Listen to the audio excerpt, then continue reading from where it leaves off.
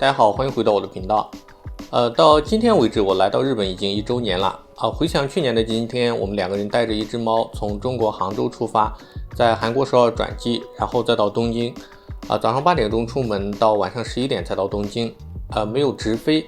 绕这一圈的主要原因是我们为了乘坐大韩航空的班机，可以直接把猫带进客舱，这样就能避免猫在货舱里面发生意外的情况。这一路上内心充满了忐忑、不安和兴奋。2个人拖着4个大箱子一路颠簸。国际搬家真的是非常不容易的事情，好在一路平安到达。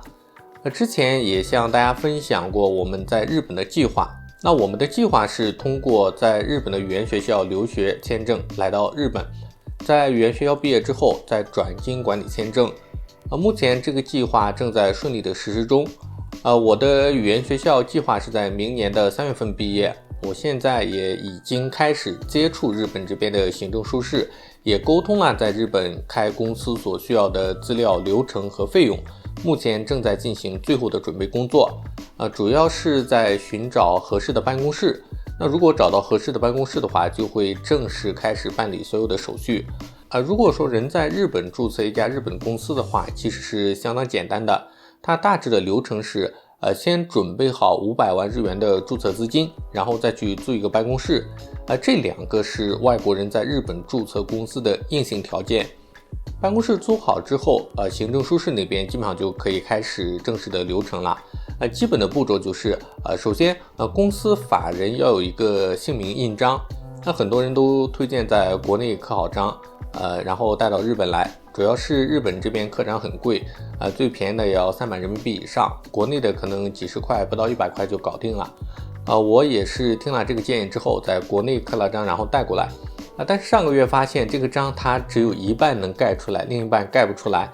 应该是这个章刻的水平不咋地，表面上看起来已经有很明显的变形了。法人姓名章这个东西是要去市役所登记的。如果说不是差这点钱的话，还是到日本刻吧。印章有了之后，再去市役所去做一下印件的登录，然后是确定公司的名称，接着去制作公司的印章。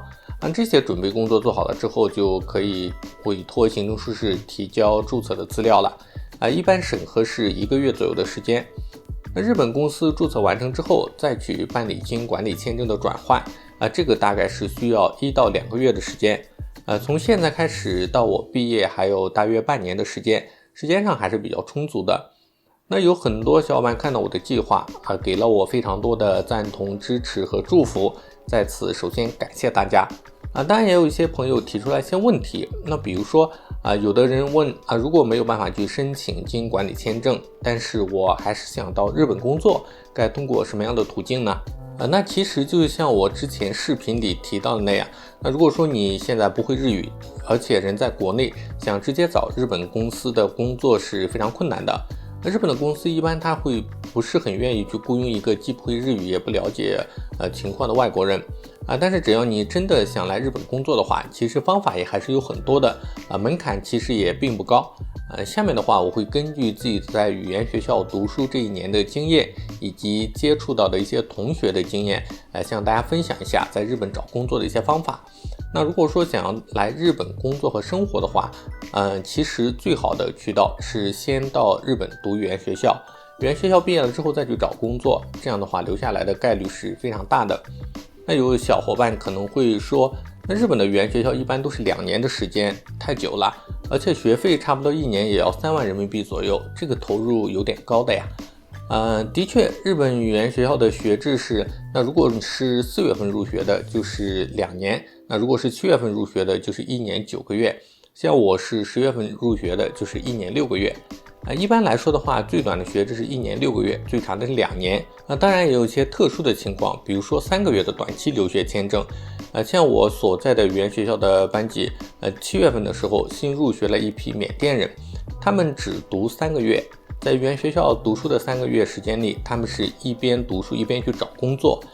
在上个月，也就是9月份学期结束的之前，班级里有6个缅甸人，他们都已经顺利的找到了在日本的工作，从10月份开始就可以正式上班了。所以说如果说比较着急找工作的话，可以考虑一个3个月的短期课程，通过3个月的短期签证先来到日本，一边学习语言一边去找工作，然后去面试，成功率是相当高的。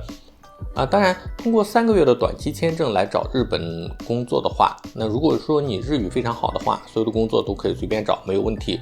目前日本各行各业都还是比较缺人的。但如果说日语从零开始不是很好的话，能够找到的行业就比较有限，基本上是日本现在比较紧缺的一些服务的行业。比如说我的那些同学找到的一般就是护理、医院看护，那最主要就是这2类。这是第一种，通过3个月的短期签证来日本这边来边读书边找工作。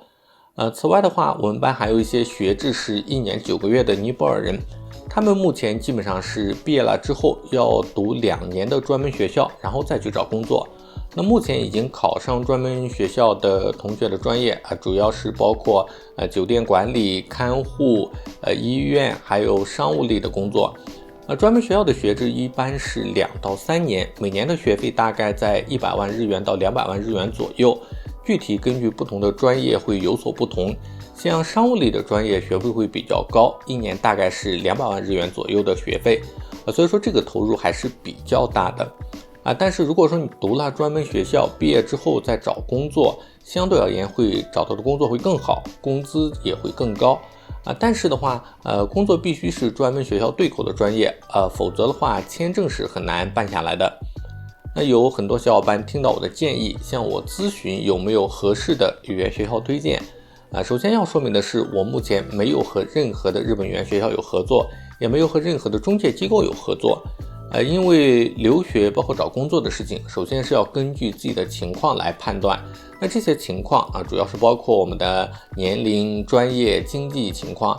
这些内容的话，大家可以去咨询留学的中介机构，因为中介手中的资源一般都会有很多，他们都会根据你的情况向你提出建议，推荐合适的一些日本的语言学校。大家可以去市面上几家大型的日本留学机构，多去咨询咨询就可以了。那我选的日本的留学中介机构是没有中介费的。那如果我们申请通过了，日本的语言学校会向他们返点。那这个应该是目前比较流行的模式。所以说大家在申请的时候，如果说遇到办理之前就要收取高额费用的中介，这个需要特别注意一下。最后还是要感谢大家对我的支持。那如果说大家有问题的话，可以通过视频下面的方式联系我，私下聊一聊也是可以的。那以后我会继续向大家分享我在日本的生活经历，以及我办理经营管理签证的一些流程，希望能够帮到大家。那以上就是本期视频的主要内容，如果觉得还不错的话，别忘了点赞订阅我的频道，也别忘了点开小铃铛，这样就能第一时间收到我视频更新的通知啦。那我们下期再见。